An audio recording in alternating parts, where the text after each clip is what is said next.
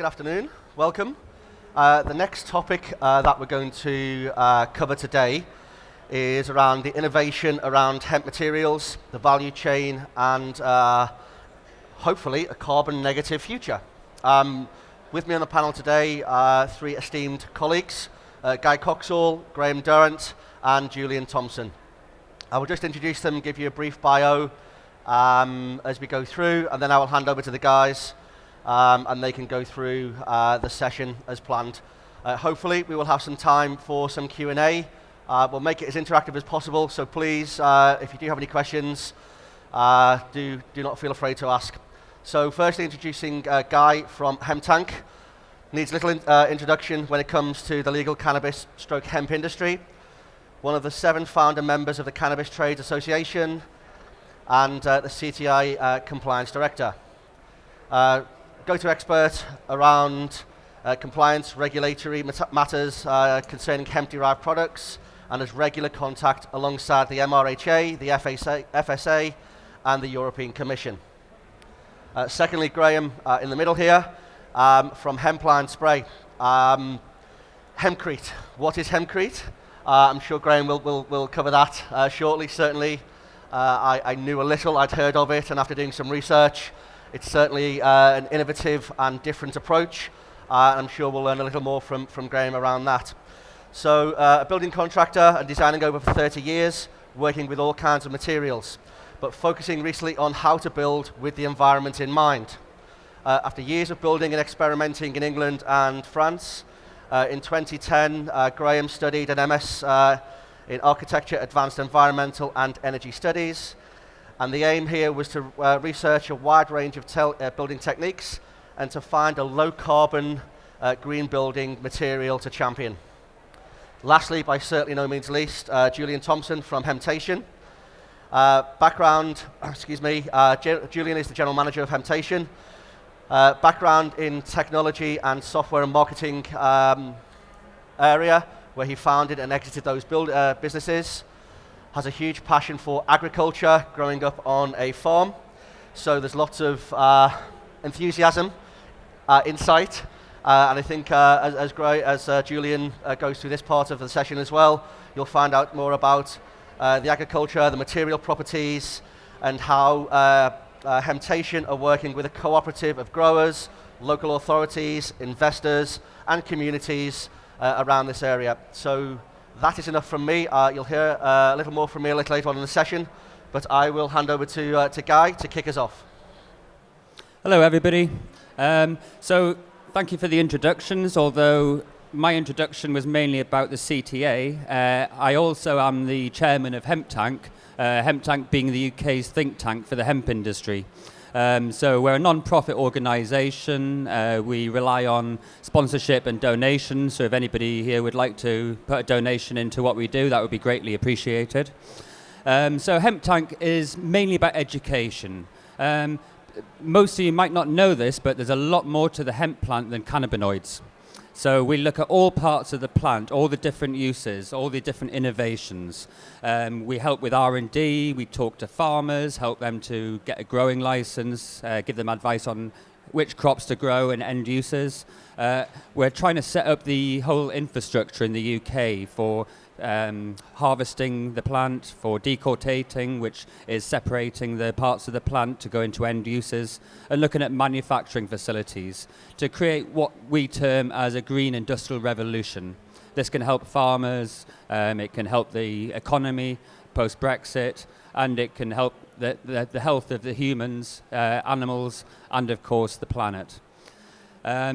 We're in quite a dilemma at the moment with climate change. We're in the 6th mass extinction. There's a lot going on, and we really radically need to change things.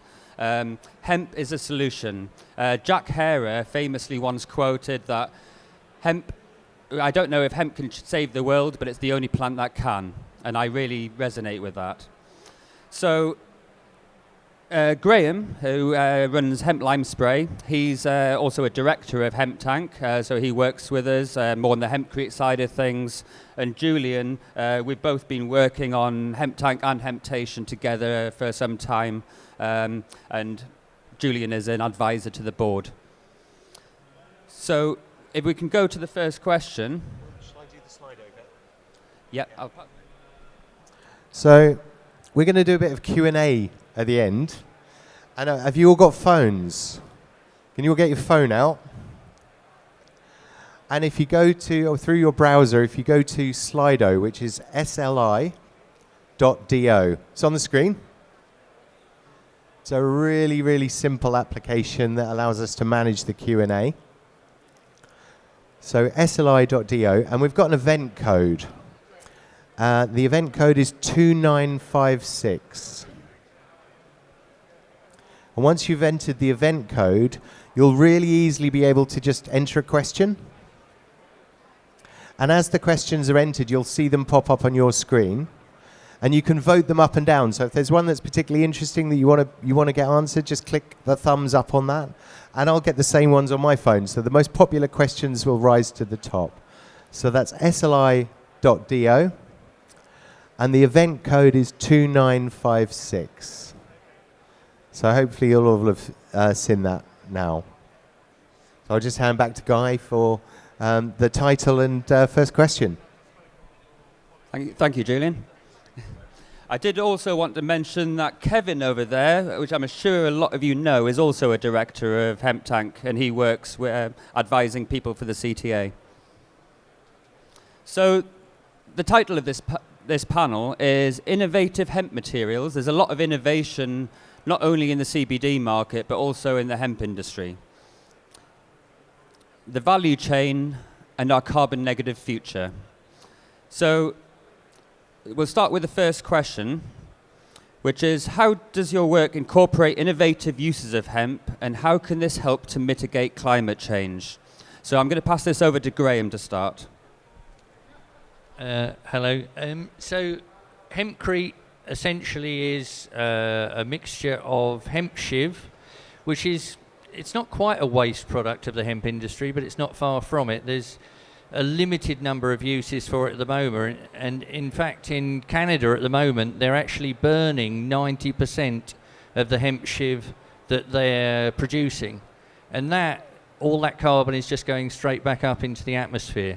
So being able to bring the carbon dioxide is absorbed by the plant, and then when we put it into a building, that carbon is locked up for the lifetime of the plant. So Hempcrete, essentially, it's a mixture of the hemp shiv, water, and a lime-based binder. And that lime also reabsorbs carbon. So we're looking at a building material that, in terms of climate change, it's a no-brainer that we should be building more and more with Hempcrete. So Hempcrete is very versatile. We can hand cast it into buildings, so you just put shutters up, mix the Hempcrete and put it into the shutters. Or you can make panels. There's panelized systems around. You can make blocks, and the blocks themselves, they're very useful for certain types of renovation as well. And there's spraying, which is mostly what I focus on. So we travel around the country spraying Hempcrete into buildings. So we might be doing a stone barn one week, or a new build. So we travel all around buildings that I would say, on average, my clients, when you go back and visit afterwards, they pretty much always say they'd never go back to living in an ordinary house, having lived in a Hempcrete building. So some of the qualities of Hempcrete are fire resistant, rodent resistant. We don't do cavities, so you don't end up with voids in your walls where air and rodents can run around. So we cut down on drafts. It's a breathable building material with thermal mass, and those two qualities make it really quite special as a building material. So the Hempcrete itself can help mitigate against climate change in two ways. It's embodied energy and it's operational energy. So for embodied energy, if you imagine when we build a Hempcrete wall, we're locking up the carbon in the lime and in the hemp, and we're locking up about 110 kilos of carbon for every cubic metre of hemp.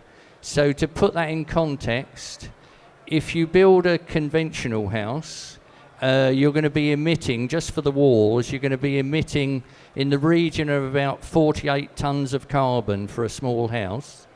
Whereas if I do the walls in Hempcrete, we're going to be locking up about 5.5 tonnes of carbon. So for every Hempcrete house we build, we've got a net saving of 53 tonnes of carbon. It's not even close with conventional building. It's very clear that that's how we need to be building. So, like I say, we travel all over the country, so we're not limited by regions, and all we need is more and more hemp to be produced, and that's about the value chain that Guy's been talking about. Brilliant, thank you, right. Graham. If you pass it over to Julian and... Hi, my name's Jules, General Manager of Hemptation. So the question today is, I think there's two parts to this question. How does your work incorporate innovative uses of hemp? And how does it help to mitigate climate change? I mean, Graham's really stolen my thunder, so I'm going to be quite brief on the climate change bit. I mean, in essence, it's massive carbon sequestration. And there's two bits to that, really. One is the plant. I mean, I don't know how many of you have actually seen a field of hemp. 2, 3, 4, 5 meters tall, even massive plants.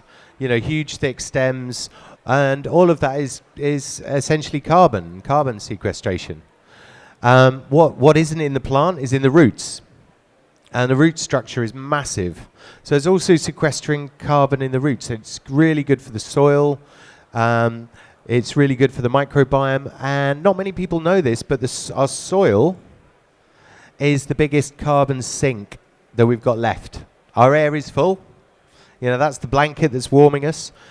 Traditionally, our oceans are a massive sink for carbon, but our oceans are now full. And this is leading to acidification of the oceans and the death of our coral reefs and death of marine life. So the one we're really not using at the moment is our soil. And hemp's really good for that as well. So huge amounts of carbon sequestration into the plant material itself.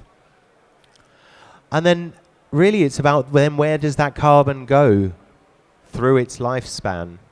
And I think Graham's really talked about building. And all of that carbon being locked up in building. So with Hemptation, we're doing a significant amount of work, also building houses, working with Graham and hemp lime spray. And those developments are carbon negative. So we're actually sequestering carbon by building houses, as opposed to it being one of the most polluting industries in the UK. And then how does our work incorporate innovative uses of hemp? Well, that same carbon structure is really, really interesting. And there's a whole bunch of stuff we can get from that. So when you use the carbon, you can build things like hemp graphene, for instance, which can be used as a supercapacitor for batteries. You can extract polymers and cellulose to make plastics. And there's a thing called microfibrillated cellulose, which you can form into load-bearing structures.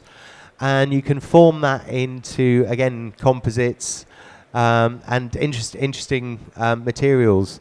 Our clothes, it takes 3,500 litres of water to make a cotton T-shirt. That's enough water for someone to drink for 3 years. We really need to be careful and think in terms of our climate. What do we need a new T-shirt? Are we going to wear that thing? And I think hemp uses about 20% of the water that cotton uses, and it's much more durable.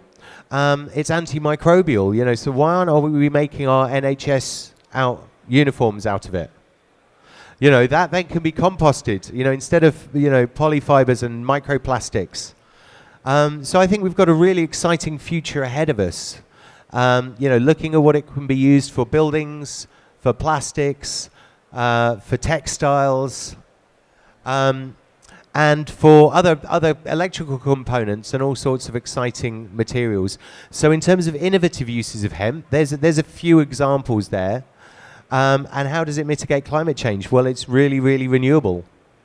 You know, we don't have to dig it up out of the ground. We don't pollute with fossil fuels, and we don't pollute with microplastics.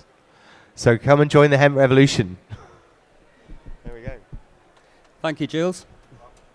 So you haven't left me a great deal, but I'll have a go. So the way I see it, you know, Jules mentioned soil. So we're trying to set up a soil restoration project, and part of that will be using biochar. Biochar is like charcoal, really, where you burn the biomass under pyrolysis, which is a oxygen-starved chamber. By putting that back into the ground, it locks carbon into the soil, and it stays there for thousands of years. It's a really good way of doing it. So if we sacrificed a crop every several years and put that into the soil until we get about a 1 to 2% biochar amount in the topsoil, that will stay there, but it's really good for the soil as well. 1 gram of biochar has the surface area of a football field, so it's like a sponge. It will absorb all the micronutrients, water, all sorts, and it will help recondition the soil, making it much easier to grow further crops. We've only got about 30 years left of our soils before they're depleted, and this is our food security. So I would actually ask that the Home Office, instead of preventing us from growing this amazing crop, they're all about the security of this country. They should really be focusing on food security so that we can feed our children and our grandchildren and have a planet to live on. So that's the soil side, but the projects with Hempcrete, what my great vision would be to have carbon negative houses using biocomposites for different parts of basically a whole hemp house. Now, you save about 40% on the heating bills over the lifetime of the building with Hempcrete, but you're still going to want a little bit of heating in the winter. So if you had a wood burner in there, when you do the decortication process, which is separating the fibre from the shiv, the inner woody part, there's about 11 to 15% waste, which is mainly dust and little bits that can't really be used. This can be compressed into heat logs. And these burn amazingly. You get a flame time of about 1.5 hours and then another half hour of burn time, so about 2 hours, which outcompetes oak. So by using that waste material to heat the house, you've got a carbon negative hemp house which is heated with hemp, and then if we can use this battery technology for off-grid systems, we can power it completely with hemp as well. So that is the solution for the future. That can mitigate probably 60% of our carbon emissions in the UK. But you can use this battery technology for electric vehicles, and also the hemp seed you can turn into biodiesel, so you can run cars on that. Me and Jules were talking earlier about this actually, because these electric cars, you don't want to start building new cars because the energy and carbon that goes into building a car is huge. So if we can use the cars that we already have, add a hemp battery, use biodiesel, or you can ferment the shiv and make an ethanol for a petrol car, we can have hybridized cars which are carbon negative, run on hemp. So, and most of our carbon emissions in the UK are through the construction industry, the power industry, and transport. So it's the obvious solution. Not only that, but we've got Brexit around the corner, maybe. This is going to really impact on our farmers. Our farmers are losing subsidies. They're not sure what to do. Grow hemp. And if we can utilize the whole plant, including the flowers, this will save our farming communities. It will bring in industry, bring in jobs, create a whole new green industrial revolution, and that's the future. Okay, so the next question. What is the potential value chain and what are the barriers to production? So if we can start with Jules. There we go. Wow. That was really exciting, all the stuff we can do with hemp. I'm not going to talk about Brexit. Take me all day. But I am going to talk about rural regeneration. Yeah, I mean, we've suffered a decline in our rural areas. I grew up on a small holding in Suffolk. And what we've seen over the last, in my lifetime, over the last 4 decades, really, is broader and broader mechanisation, broader and broader industrial agriculture. We've got a very industrial landscape out in the countryside now. We're having smaller and smaller margins for the farmers as the supermarkets broaden out and take all the profits. So hemp's an amazing crop for rural regeneration. It's a great break crop. So this question is, what's the potential value chain and what are the barriers to production? So it grows really quickly. We can grow it. We can scale it. We've got lots and lots of land available. So some of the barriers are we don't have processing in the UK really, not at scale. There are one or two, probably only one that really process to shiv and fibre, and that's relatively small. In terms of the market, there isn't really a market. There isn't all the industrial infrastructure to support that, so there's no processing. There's no market. There are no labs, there are no industrial facilities for all these wonderful things. So we're really looking at setting them all up. So the barriers to production surround political will, they surround money and investment. At Hemptation, we're taking a slightly different approach. So we've looked at what's been done previously. And there's been grows of maybe 400 or so acres with a processing plant that's maybe cost about £3.5 million. And that hasn't worked. And it's gone bust. So it's really, really interesting to see why and maybe learn some lessons from that. And from a personal perspective, I think it was probably because all these wonderful products were created and put into a very convoluted marketplace. And particularly going to be talking about building products today. So when you're a builder or you're a housing developer in particular, particularly one of the larger housing developers, you're really only interested in two things: speed and profit. You don't care about the quality of the build, you don't care about the operational costs, you don't care about the embodied carbon. So if there's a new product to market that's slightly more risky, you might have to learn, it might be slightly more expensive in the short term, they're not going to buy it. So at Hemptation, we're taking a slightly different approach, a demand-led approach, where we're effectively selling the end product. So we're not selling hemp. We're selling houses that happen to be built of hemp. And this is paying dividends for us. So we've got a large-scale development in the offing of around 700 houses as social houses working with a local authority. So that's the approach that we're taking to get around those barriers. And the other thing that we need to be mindful of is the cost. So it's not necessarily cheaper. The products are not necessarily cheaper. I talked to a large-scale hemp farmer in Holland that was growing about 2,500 hectares. And they'd made a foray into the insulation market, and it didn't work. And what they said to me is, I said, well, why didn't it work? And they said, well, the market won't stand it in terms of price. It's a bit more expensive. And do you know what? It might be. I think, so I did some sums, and I looked at it in a different economic model. So rather than a standard 25-year mortgage and event horizon, do it over 40 years, We can reduce the cost of the house build by reducing the cost of the land working with local authority. We can reduce the cost of the house build by doing it not for profit. By doing that, we take about 60% of the cost out. That means we can afford to spend an extra 5% on materials. We have to do this. There are no ifs and buts. The science is incontrovertible. We have to do this. So what I'm really interested in is those different economic models. And what I'm also really interested in is when we set up this value chain, in terms of the processing, in terms of the rural regeneration of the economy, when we create jobs in the manufacturing and we create jobs in the building, that these are cooperatively owned, democratic organizations, because one of the key problems we've had is shareholder primacy.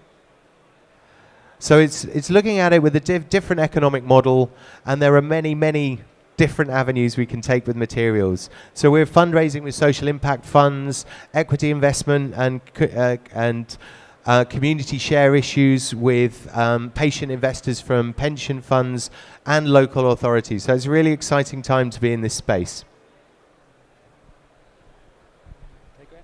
So with the Hempcrete side of things, we're air barriers to production are limited. Really, it's marketing. I often, people ask me what I do for a living, and when I tell them, they've never heard of Hempcrete. And it's about getting the message out there, because we've built enough houses in the UK and renovated enough houses in the UK now to know that it really does do what it says on the tin. So we've got a good product. It's an environmentally sane product, and it's about getting people to know that it exists, and that's why shows like this are really important. The Hempcrete, we've got 40 years now experience going back to the early days in France. In the last 10 years, we've advanced the industry massively. We're way more efficient now. We're doing Hempcrete work in 2 weeks now that used to take us 4 weeks. So in terms of cost, we're getting to be quite cost competitive.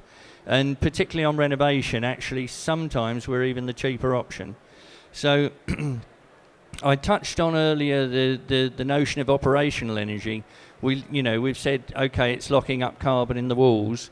But the two other ways that Hempcrete really adds value to the building is when you're actually living in it, it has thermal mass and breathability. And what that really means is when you're in a room, imagine for a moment you're living in a Celotex box or a polystyrene box. There's no ability for the heat to get into the fabric of the building. So you end up with the only thing that's warm in that building is the air. So if your house leaks or you open a door or open a window, the temperature drops off very, very quickly because there's nothing to hold on to that heat.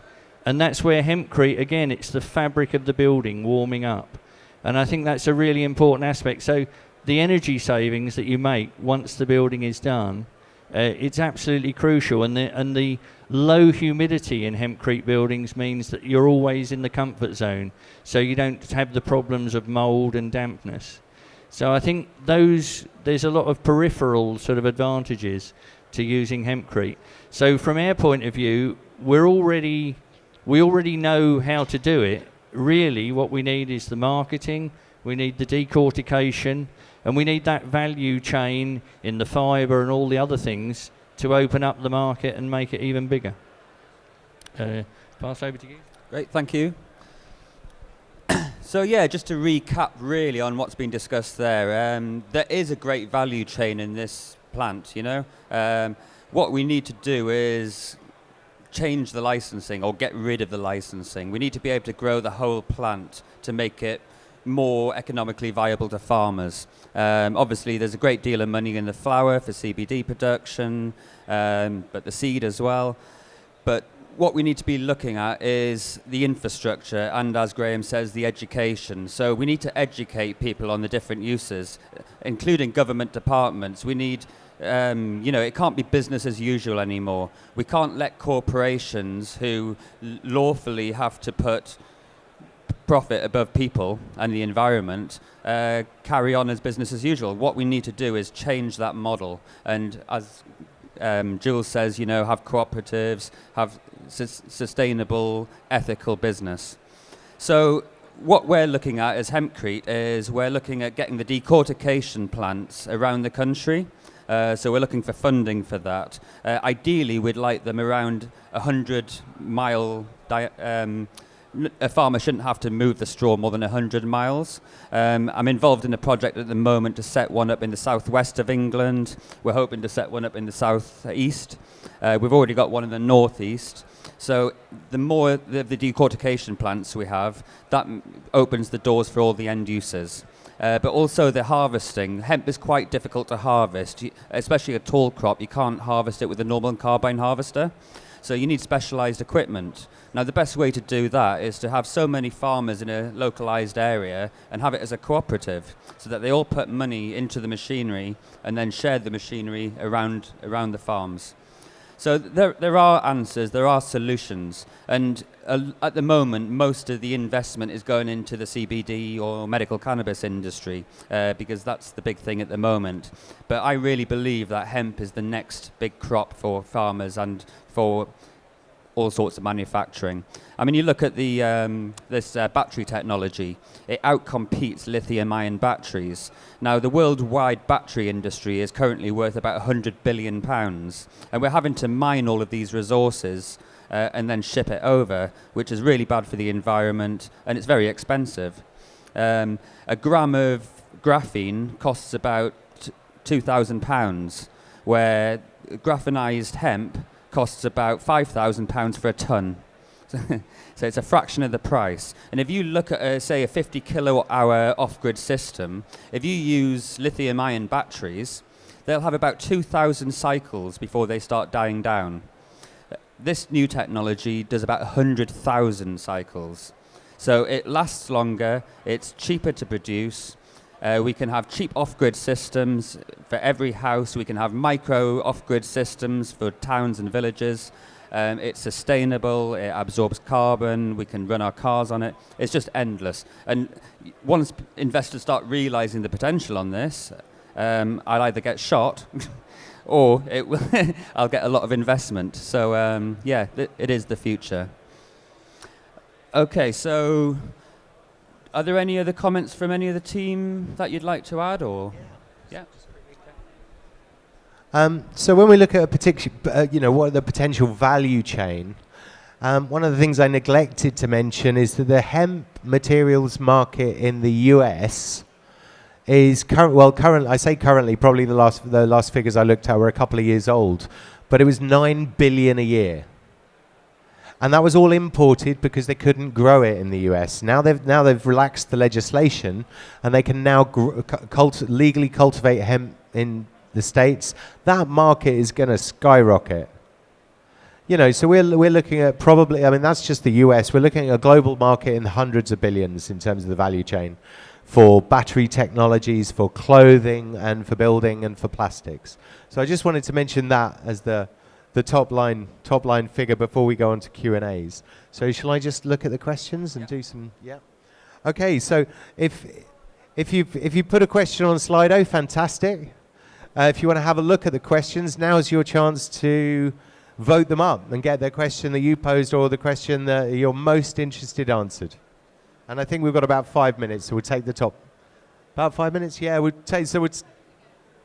Oh, okay. 1 sec. We'll go back to the code. So the event code is 2956. And there's a few questions on there, so I'll just have a look at what they are.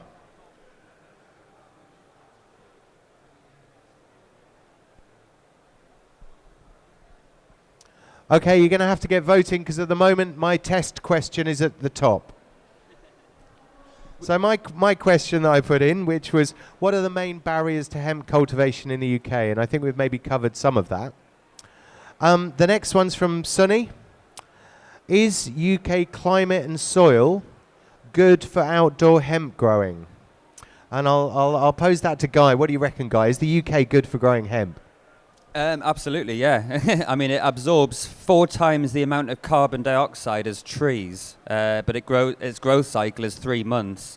So it's similar to bamboo, really. It will absorb such an amount of carbon in such a short period, as long as that's used in something where it locks that carbon, such as Hempcrete or into battery technology, or even putting it back into the soil as biochar, you're locking that carbon in. So it's probably the fastest crop on the planet for not only in helping our soils, but also absorbing carbon dioxide.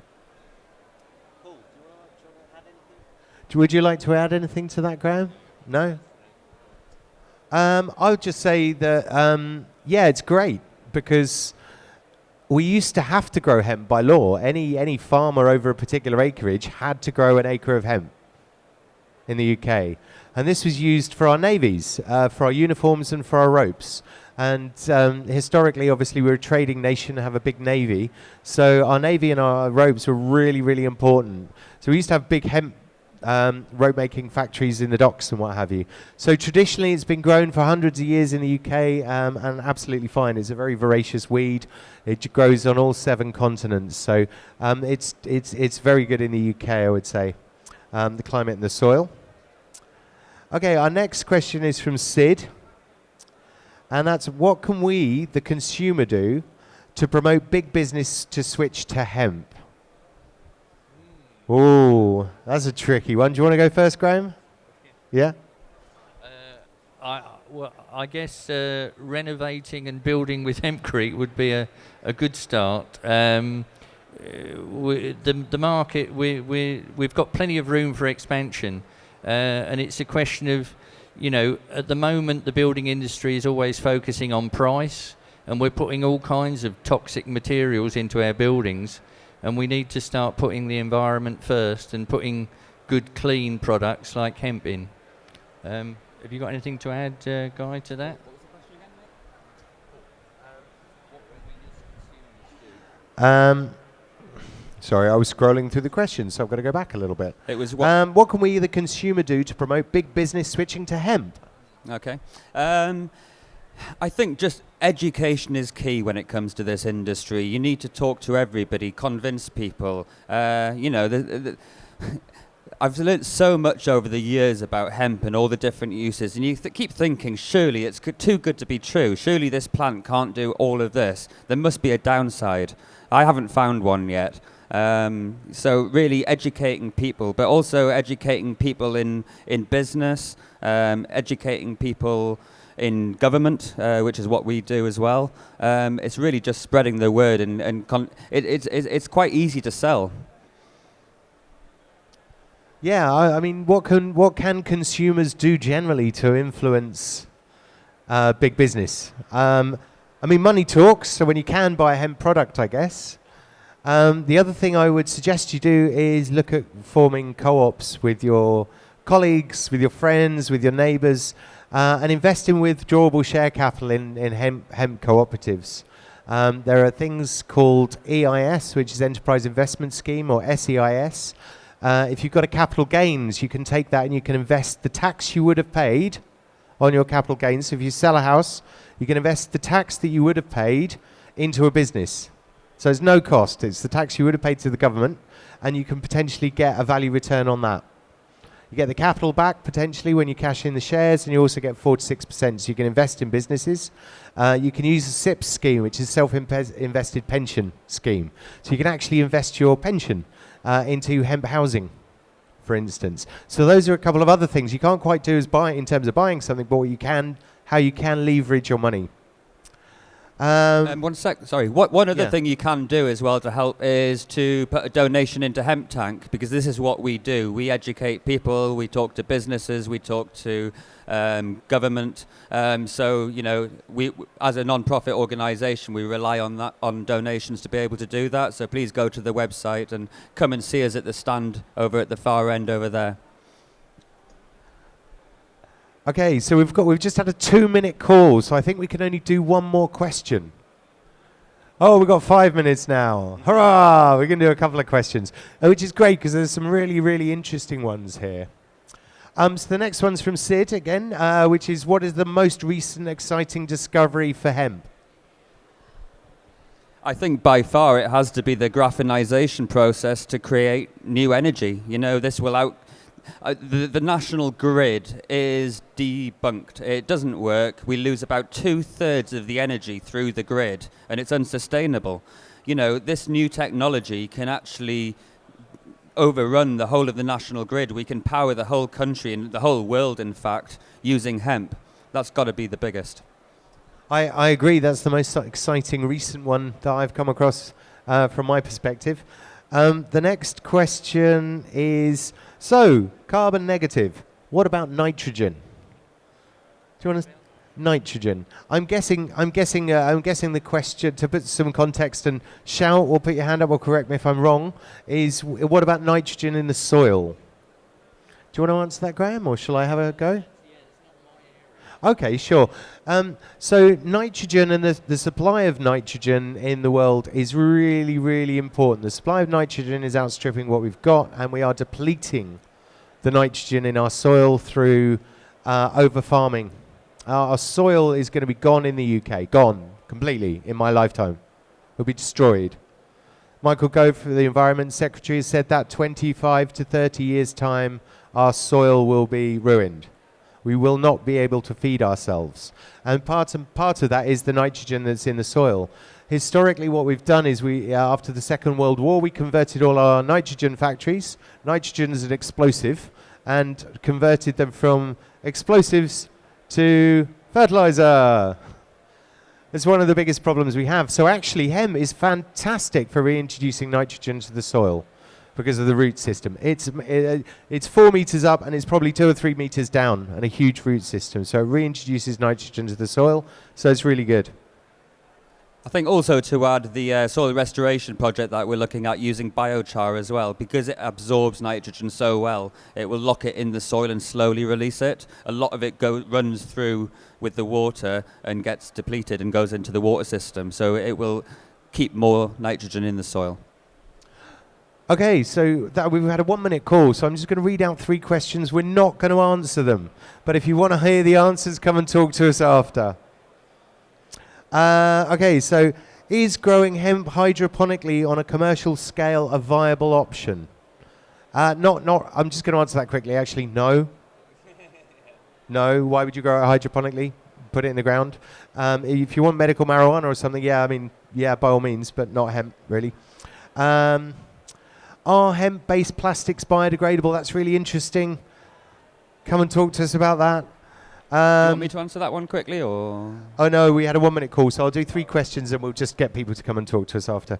I watched a talk from Product Earth and was really interested in hearing about the hemp batteries for off-grid living. Licensing is a real issue in the UK at the moment. Companies such as Hempen not having their license renewed. What are the main barriers at the moment? And I think that's us. There are loads of interesting questions here. So please do come and say hello. Please do come and talk to us after. And thank you very much for your time. You'll find us in the compliance section over there. Please come and see us. Thank you. Okay, thank you to Guy, thank you to Graham, and thank you to Jules. Thank you so much. Thanks very much. Really appreciate that. Thank you. Thanks, Graham.